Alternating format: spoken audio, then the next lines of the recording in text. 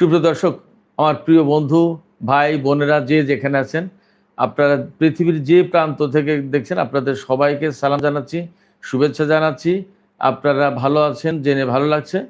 মূল যে খবর, যে কারণে এখন লাইভে আসা, সেটা হচ্ছে আপনারা সবাই জানেন সুইজারল্যান্ডের জেনেভা শহরে আজকে ইরান এবং আমেরিকার মধ্যে আলোচনা শুরু হয়েছিল। এই আলোচনা ছিল চূড়ান্ত চুক্তির ব্যাপারে আলোচনা। এই আলোচনার যেদিন বসলো, সেই আলোচনার দিনই প্রেসিডেন্ট ডোনাল্ড ট্রাম্প সোশ্যাল ট্রুথে হুমকি দিয়েছেন, ইরানকে হুমকি দিয়েছেন এই বলে যে হিজবুল্লাহকে যদি নিয়ন্ত্রণ না করে ইরান, অর্থাৎ ইরান, তিনি বলেছেন হিজবুল্লাহকে নিয়ন্ত্রণ করা উচিত ইরানের। ইরান যদি হিজবুল্লাহকে নিয়ন্ত্রণ না করে, অর্থাৎ হিজবুল্লাহ যদি এই যুদ্ধ না থামায়, যুদ্ধ না বন্ধ করে, তাহলে ইরানের উপর আমেরিকা হামলা চালাবে। এবং তিনি একদম পরিষ্কার করে বলেছেন যে এমন কঠোর হামলা চালানো হবে যে হামলা আগের সপ্তাহে, অর্থাৎ এই যে কিছুদিন আগে ইরান এবং আমেরিকার মধ্যে যে ছোট্ট পর্যায়ের একটা যুদ্ধ হয়ে গেল, সেই যুদ্ধের চেয়ে কঠোর হবে, তিনি এইরকম হুমকি দিয়েছেন। আপনারা খেয়াল করুন। এবং এই খবর দিচ্ছে কারা? এই খবর দিচ্ছে তাসনিম নিউজ, ইরানের এই নিউজ এজেন্সি তাসনিম নিউজ। এবং বলা হয় যে তাসনিম নিউজ নাকি ইরানের আইআরজিসির সাথে অনেকটা ঘনিষ্ঠ, ক্লোজ। তো এই তাসনিম নিউজ এই খবর দিচ্ছে যে প্রেসিডেন্ট ডোনাল্ড ট্রাম্পের এই হুমকির পর ইরানি প্রতিনিধি দল জেনেভায় যে জায়গায়, যে হোটেলে আলোচনা করছিল, সেই হোটেল কক্ষ ত্যাগ করেছে, সেই আলোচনাস্থল ত্যাগ করেছে। ইরানের পক্ষ থেকে বলা হয়েছে আজ সন্ধ্যা, অর্থাৎ সুইজারল্যান্ড সন্ধ্যায় আলোচনা হচ্ছিল, বা বিকেল থেকে হয়তো আলোচনায় বসেছিল, বলছে আজ সন্ধ্যায় আর কোনো আলোচনা হবে না। এরপরে বা এর আগে ইরানি প্রতিনিধি দলের যে বা আলোচক দলের যিনি প্রধান, বাকের কলিবফ, মোহাম্মদ বাকের কলিবফ, তিনি, আপনারা সবাই জানেন হয়তো, যে তিনি ইরানের জাতীয় সংসদের স্পিকার এবং তিনি এই যে আলোচক দল, সেই আলোচক দলের কিন্তু প্রধান। আপনারা, আমি তার পরিচয় আর একটু দিচ্ছি একটু পরে। তিনি কি বলেছেন সেই মূল কথাটা আগে বলি। তিনি বলেছেন, তিনি এক্সে দেয়া পোস্টে বলেছেন, ডোনাল্ড ট্রাম্পের এই হুমকিকে মোটেই গুরুত্ব দেয় না ইরান। অর্থাৎ এই হুমকির কোনো মূল্য ইরানের কাছে নেই, এই কথা তিনি বলেছেন। তারপরে বলেছেন যে ডোনাল্ড ট্রাম্প এই রকম হুমকি দেবে, কিন্তু আমরা তার জবাবে সামরিকভাবে ব্যবস্থা নেব। অর্থাৎ ডোনাল্ড ট্রাম্পের হুমকির বিষয়ে আমাদের জবাব হবে সামরিক জবাব, অর্থাৎ সামরিক বাহিনী জবাব দেবে এবং ইরানের সামরিক বাহিনী এই ধরনের হুমকির জবাব দিতে প্রস্তুত। বাকের কলিবফ আরও বলেছেন যে আমেরিকার প্রেসিডেন্টের বা আমেরিকার হুমকির জবাবে তারা হুমকি দিতে পারে, কিন্তু জবাব আমরা দেব। তারা হুমকি দিতে পারে, কাজ আমরা করব, কাজ আমরাই করি।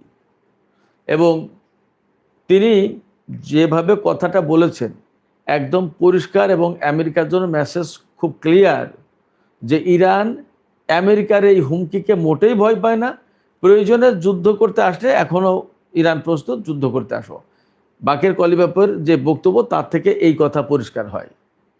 এখন বাকের কলিবফকে আমি সেই কথাটা একটু বলতে চাইছিলাম, সেটাও একটু শুনুন। বাকের কলিবফ হচ্ছেন সেই ব্যক্তি যিনি এখন 2020 সাল থেকে ইরানের জাতীয় সংসদের স্পিকার।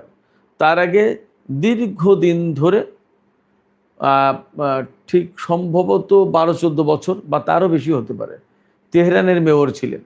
আমি 2001 সালে প্রথম যখন ইরানে যাই, সম্ভবত তখন তিনি তেহরানের মেয়র, এবং 2018 সালে যখন আসি ইরান থেকে, তখনও তিনি তেহরানের মেয়র। দীর্ঘদিন তিনি তেহরানের মেয়র ছিলেন। তেহরানের মেয়র থাকা মানে অনেক বড় ব্যাপার। এবং মেয়র তো ইলেকশনের মাধ্যমে হয়, সেই ইলেকশন তিনি বারবার জিতেছেন। অত্যন্ত জনপ্রিয় ব্যক্তি এবং তিনি খুব হ্যান্ডসাম ফিগারের ছিলেন। আমি যখন গেছি তখন অনেকটা মধ্যবয়সী মানুষ তিনি। এখন তো দাড়ি টাড়ি রেখে, চুল টুল পেকেছে, দাড়ি পেকেছে, একটু মানে বয়সী ভাব এসেছে ভেতরে। কিন্তু আমি যখন 2001 সালে প্রথম যাই, তখন তিনি মানে খুব ইয়াং এনার্জেটিক বোঝা যেত এবং খুব সুন্দর চেহারার অধিকারী ছিলেন। ইরানিরা তো এমনি খুব সুন্দর, নারী পুরুষ সবাই সুন্দর, তারপরেও বাকের কলিবাফের একটু আলাদা ভিন্ন রকমের চেহারা ছিল। তো তিনি খুবই জনপ্রিয় মানুষ ছিলেন। রাজধানী তেহরান শহর হচ্ছে, বলা হয় তেহরানকে বলা হয় সিটি অফ রিচ ম্যান, অর্থাৎ ধনী মানুষের শহর। এই ধনী মানুষের শহর, সেই শহরের মানুষরা যে কতটা চুজি, ইরানিরা তেহরানে বসবাসকারী মানুষ যে কতটা চুজি, কতটা মানে খুব দামি জিনিস, অ্যারিস্টিকেটিক মানে খুব কোয়ালিটি পছন্দ করে। অর্থাৎ মেয়র যিনি হবেন তার কোয়ালিটি ওই রকম থাকতে হবে তেহরানের মানুষকে সন্তুষ্ট করার মতো। এবং তেহরান মানুষ যেহেতু খুব ধনী এবং তাদের রুচিবোধ অন্যরকম, এবং অনেকের পছন্দটা কিন্তু আমেরিকা এবং ইউরোপের লোকজনের পছন্দের কাছাকাছি। আমি যা বোঝাতে চাইছি তার মানে হচ্ছে এই যে মানে কোনো সস্তা সাধারণ কোনো ছোটোখাটো পছন্দ তাদের না, তাদের পছন্দ খুব হাই কোয়ালিটির। কেমন তেহরান শহরের অনেক জায়গায় এমন সুন্দর সুন্দর ভিলা বাড়ি, তেহরান শহর পুরোটাই তো একদম পাহাড় বা পাহাড়ি উঁচু এলাকা এরকম একটা অবস্থায়, এরকম জায়গায় অবস্থিত পুরো শহরটা। শহরের কোনো কোনো এলাকায় একেবারে অনেক উঁচু পাহাড়ের উপরে, আবার কোনো কোনো জায়গা মনে হবে একটু সমতল, বেশিরভাগ জায়গায় টিলা বা পাহাড়ের মতো। শহরের ভেতরেই কোনো কোনো জায়গায় টিলা পাহাড় আছে। আর শহরের একটা অংশ তাজরিশ এলাকা বিশেষ করে, বা আরও কিছু কিছু এলাকা আছে একেবারে কমপ্লিটলি পাহাড়ের উপরে। আমি যেখানে থাকতাম সেখান থেকে তাজরিশ এলাকায় যেতে গেলে অন্তত 100 তলা 200 তলা বিল্ডিং মনে হয় তাজরিশ এলাকা। আমার এলাকা, আমি যে এলাকায় থাকতাম সেই এলাকা থেকে সজমনে বারনামে জুনুব, আমি প্রথমে 2001 সালে ওখানে থাকতাম, দ্বিতীয়বার যখন 2010 সালে গেলাম এবং 2018 সাল পর্যন্ত ছিলাম তখন মেইদনে নূর এখানে ছিলাম। সজমনে জুনুব থেকে মেইদনে নূর খুব কাছাকাছি, বেশি দূর না, কত 2-2.5 কিলোমিটার হবে বড় জোর, হাঁটা পথে হেঁটে যাওয়া আসা করা যায়। তো সেখান থেকে তাজরিশ এলাকা, তাজরিশ ওই যে আপনার যে আলবোর্জ পর্বতমালা, এই আলবোর্জ পর্বতমালার একদম পাদদেশে অবস্থিত আপনার তাজরিশ শহর, তাজরিশ এলাকা। রাজধানী তেহরানের তাজরিশ এলাকাটা হলো উত্তর এলাকায়, এটা একদম আলবোর্জ পর্বতমালার পাদদেশ। তা পর্বতমালার পাদদেশ মানে সমতল ভূমি, বা আমি যেখানে থাকি সেই এলাকা থেকে অন্তত 200 তলা 300 তলা উঁচু হবে। আর তাজরিশ থেকে সামনে গেলেই, কিছু দূর গেলেই সেই পর্বতমালায় ওঠা যায়, আলবোর্জ পর্বতমালায় ওঠা যেত। তো এই যে তাজরিশ এলাকার যে সমস্ত ধনী মানুষ, তাদের লাইফস্টাইল অন্যরকম। আবার তেহরানের ভিতরে কিছু এলাকা আছে যে এক্সট্রা অর্ডিনারি ধনী এলাকার মানুষ, ধনী মানুষের বসবাস, ভিলা বাড়ি, 1 তলা 2 তলা বাড়িগুলো অন্যরকম রাজকীয় স্টাইলের বাড়ি, সুন্দর সুন্দর বাড়ি, পয়সা করে তো অভাব নেই ওই সমস্ত লোকের। তো এই সমস্ত মানুষের মন জয় করে দীর্ঘদিন তেহরানের মেয়র থাকা খুব সহজ ব্যাপার না। সেই মেয়র ছিলেন এই বাকের কলিবফ। বাংলাদেশের মিডিয়ায় বা ইংরেজিতে লেখে বাঘের গালিবফ, কিন্তু আসলে উচ্চারণটা হবে বাকের কলিবফ, মোহাম্মদ বাকের কলিবফ ফার্সিতে। যা হোক, এই মোহাম্মদ বাকের কালিবফ এতদিন ধরে তিনি মেয়র ছিলেন, এই তেহরানের চুজি মানুষের মেয়র। তিনি এই মেয়র থাকার আগে আইআরজিসির কিন্তু একসময় সম্ভবত প্রধান ছিলেন, এবং তিনি বিমান বাহিনীর, বিশেষ করে বিমান বাহিনীর প্রধান ছিলেন। হি ইজ এ পাইলট, তিনি কিন্তু বিমান চালাতে পারেন। বাকের কলিবফ এক্সট্রা অর্ডিনারি কোয়ালিফাইড মানুষ। আর যে বিপ্লবী চেতনা, ইরানের যে বর্তমান সরকার, সেই সরকারের চেতনা ধারণ করা একজন খুব কাছের মানুষ হলেন তিনি কিন্তু শহীদ সর্বোচ্চ নেতা সৈয়দ আলী খামেনির খুব কাছের মানুষ ছিলেন, খুব প্রিয়ভাজন মানুষ ছিলেন, এবং বর্তমান সরকারের সাথেও তার সম্পর্ক ভালো। আর ইরানের সংসদের স্পিকার মানে হচ্ছে প্রেসিডেন্ট, সর্বোচ্চ নেতা প্রেসিডেন্ট, তারপরেই সংসদের স্পিকারের ক্ষমতা। অত্যন্ত প্রভাবশালী গুরুত্বপূর্ণ ব্যক্তিত্ব হচ্ছে ইরানের জাতীয় রাজনীতিতে বাকের কলিবফ। এই বাকের কলিবফ আজকের বা এই আলোচনা দলের নেতৃত্ব দিচ্ছেন। আমি আরেকটা কথা বলি, আমি সবসময় বলি ইরানিরা হচ্ছে অত্যন্ত চুজি জাতি। যেমন ওয়ালাইকুম আসসালাম। অনেকেই আসসালাম ওয়ালাইকুম দিচ্ছেন, আমিও ওয়ালাইকুম আসসালাম বলছি, ধন্যবাদ দিচ্ছেন। আমিও আপনাদের সবাইকে ওয়েলকাম বলছি, ধন্যবাদ দিচ্ছি। একজন বলছেন খুলনা থেকে শুনছেন, জি ভাই প্লিজ শুনুন, সাথেই থাকুন। অনেকেই আমার প্রতি সালাম দিচ্ছেন, অনেকেই আমার প্রতি শান্তি বর্ষণের দোয়া করছেন। আমি জিজ্ঞেস করছেন যে আমি কেমন আছি, আমি সবাইকেই জানাচ্ছি আমি ভালো আছি। আমি আপনাদের সবাইকেই সালাম দিচ্ছি, আপনাদের প্রতিও সালাম, এবং আপনাদের প্রতিও অনেক বেশি শান্তি বর্ষিত হোক আমি দোয়া করছি। আমি আবার আলোচনায় ফিরছি। তো এই চুজি মানুষের মেয়র হিসেবে তিনি দীর্ঘদিন ধরে কাজ করছেন। তিনি এখন আলোচক দলের প্রধান। তিনি যেহেতু বিপ্লবী চেতনা ধারণ করেন, এবং ইরানিদের ভিতরে একটা জিনিস আমি সবসময় বলি, ইরানিরা কিন্তু অসম্ভব রকমের আত্মসম্মান বোধ ওয়ালা জাতি, অর্থাৎ আত্মসম্মান বোধ সম্পন্ন জাতি। তাদের আতে ঘা লাগে, তাদের সম্মানে আঘাত করে, এই রকম কথা কিন্তু শুনতে রাজি না। তারা এইটা পছন্দ করে না। একটা খেয়াল করবেন আপনারা, যে একজন ভাই বাহরাইন থেকে বলছেন, বাহরাইন থেকে যিনি বলছেন, কুয়েত থেকে বা বিশেষ করে মধ্যপ্রাচ্যের দেশ থেকে, উপসাগরীয় অঞ্চলের দেশ থেকে যারা শুনছেন, দেখছেন, বলছেন, তাদেরকে আমি একান্তই বলবো নিরাপদে থাকবেন, সাবধানে থাকবেন, ভালো থাকবেন। তাদের জন্য বিশেষভাবে শুভকামনা, তাদের জন্য দোয়া করছি। আল্লাহ আপনাদের সবাইকে সুন্দরভাবে হেফাজত করুন। যাই হোক, যে কথা বলছিলাম, ইরানিরা খুবই আত্মসম্মান বোধ সম্পন্ন জাতি। তাদেরকে কেউ অপমান করে কথা বলবে, এই জিনিসটা কিন্তু তারা পছন্দ করে না। এইটা পছন্দ করে না বলে কিন্তু আমেরিকার সাথে কোনো আলোচনায় ডাইরেক্ট ইনডাইরেক্ট কোনো আলোচনাই বসতো না। এই 2012-13 সালের পরের থেকে যে আলোচনা, 2010 থেকে সম্ভবত আমেরিকার সাথে টুকটাক করে আলোচনা, পরমাণু আলোচনা শুরু হয়েছিল। কেমন?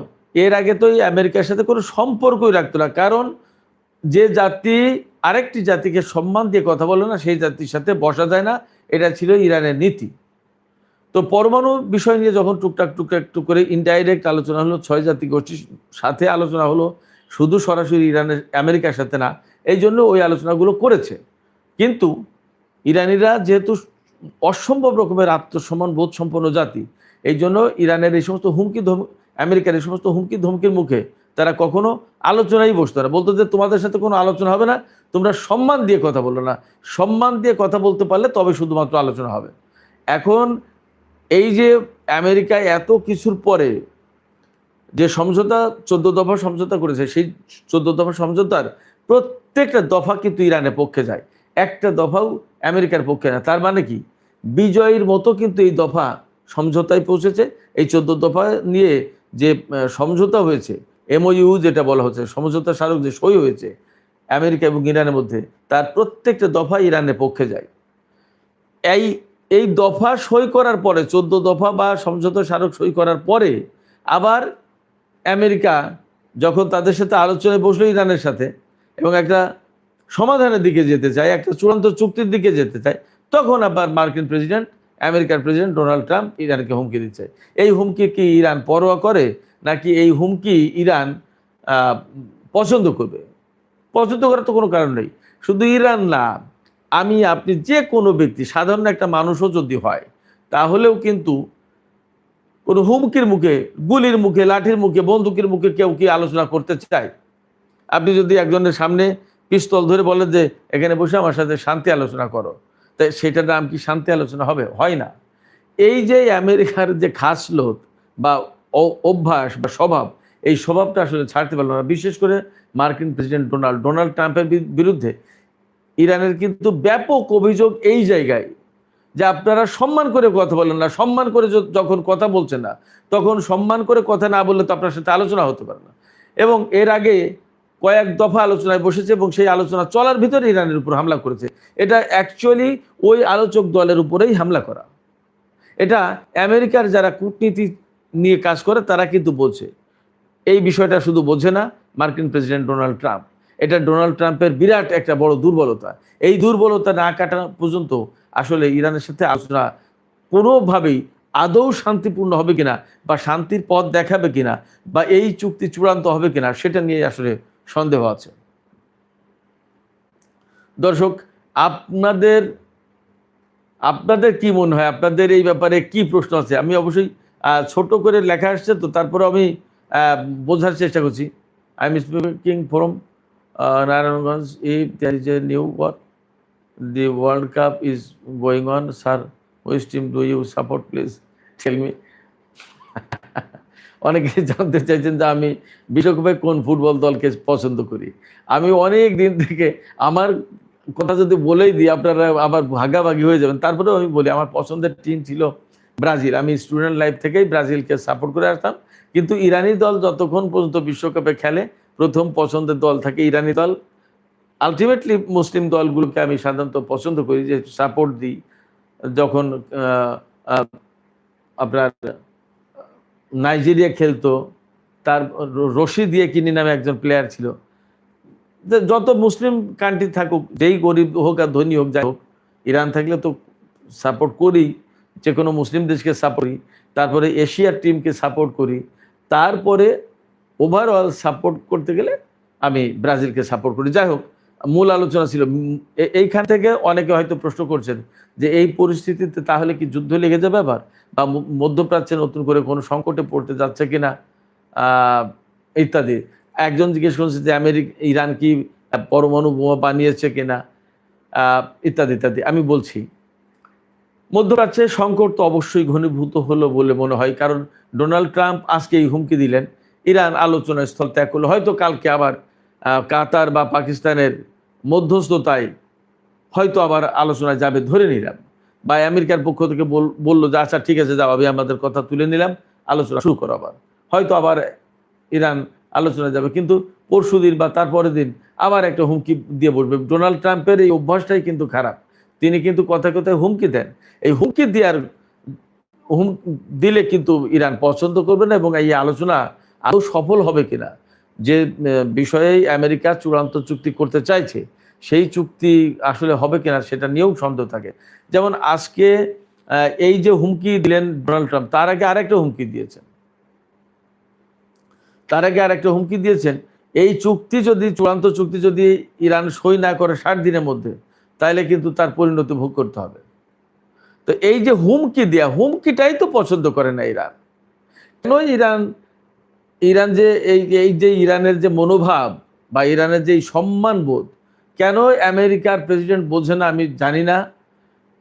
হয়তো তার একটা সংকট আছে। মার্কিন প্রেসিডেন্ট ডোনাল্ড ট্রাম্পের একটা বড় সংকট হলো তিনি সারা বিশ্বের নেতা মনে করেন নিজেকে, এবং সারা বিশ্ব তার কথাই চলবে এটা ভাবে।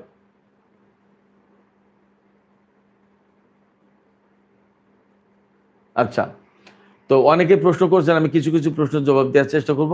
মূল আলোচনাগুলো করি, এগুলো খেয়াল করুন, এগুলো ভেতর দিয়ে অনেক কিছু আসবে। তো ডোনাল্ড ট্রাম্প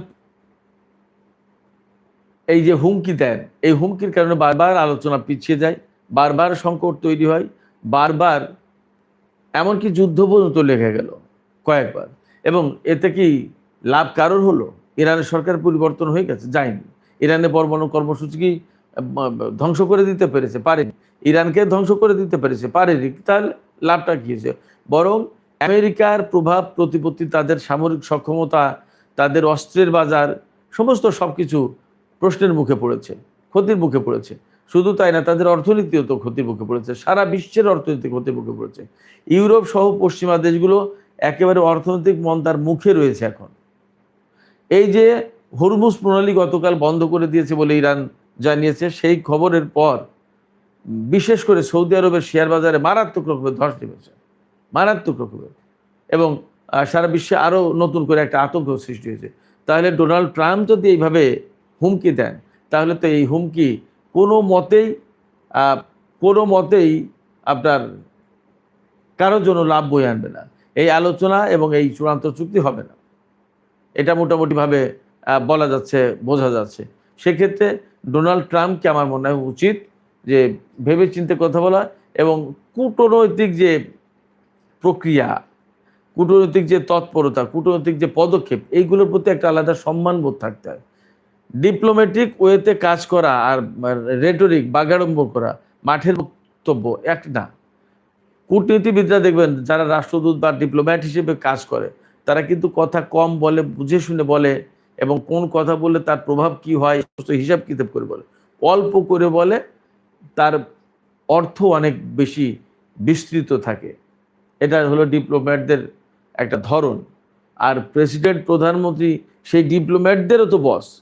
তাইলে একটা দেশের প্রেসিডেন্ট, একটা দেশের প্রধানমন্ত্রী, ভাইস প্রেসিডেন্ট, স্পিকার, এরকম বড় বড় পর্যায়ে যারা, তাদের কতটা হিসাব নিকাশ করে কথা বলতে হয় আপনারা বলুন।